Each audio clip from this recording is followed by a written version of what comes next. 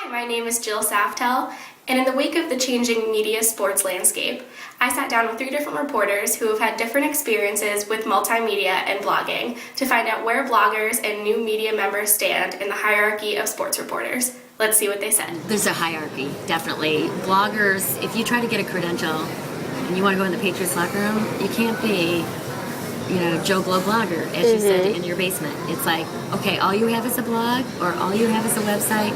No, you need to be affiliated with a network. Especially here in Boston, our teams, there's, for a typical, Patriots practice day on Wednesday, there are 100 media members down there. So you'll actually hear from the PR people, unless you're with a network affiliate. And I had another team in town say, unless you're affiliated with a network, we cannot credential you. I think that blogging has become increasingly important over the past decade or so. If you look at the type of content that beat reporters were creating, it used to be just very simple game stories, sidebars, things like that. And while part of this is because of changes in social media, readers want to see more unique content. They want to see more information. They want to know everything they can about their team. And blogging really is the only place, I think, where people can really get that type of information. Through my experiences that I've had, I worked for Sportsnet New York, the Mets TV station, and I worked for their blog network. And you could see that Sportsnet New York's blog network had a little bit of an in-between because they had the backing of a news station. So when they would go to games, they would get real press passes. They would have a ton of access, just like the regular beat reporters. But if you looked at the smaller blogs that covered the New York Mets, they weren't given quite as much access, and you could definitely see some friction between the beat reporters and the bloggers. A lot of that is changing, though. Even in the course of the past year, you start to see them interacting more. So I think it's a relationship that's constantly evolving, but it definitely is a little bit of a bumpy history. There's a definite stigma within the press box itself.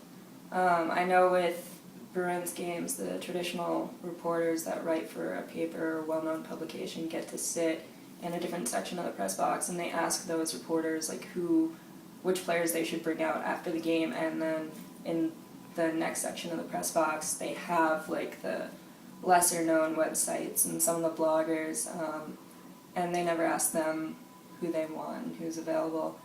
But I think if teams don't start to include some of those blogs, there's definitely a lot of people getting their news from those outlets. The majority of the job openings that I see, they want their reporters to be able to do everything.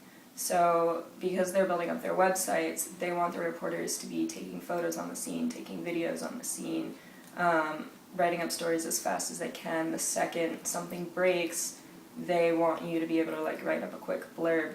So if you look at job requirements now, it's not just asking for concise writing skills and good interviewing skills, etc. It's asking for you to be a very well-rounded reporter who can handle kind of the demands of multimedia, both in creating the content and then editing it and putting it up quickly. But technology is changing, and we can even go to video rights.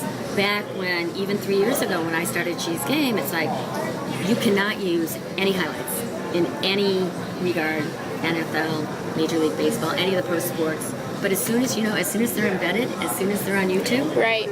They're anybody's. all bets are off. That has changed just in the last few years. So if it's an Instagram, it can be a Twitter. NFL posts something on Twitter and it's a video or a picture, it's free game. So that's really changing. Maybe maybe it's just leading us to a place where there are only so many people that can be in the room. But if you have access to the practice video or the game highlights and everything else that the beat reporters are, then maybe it just becomes a matter of how good you are at telling stories.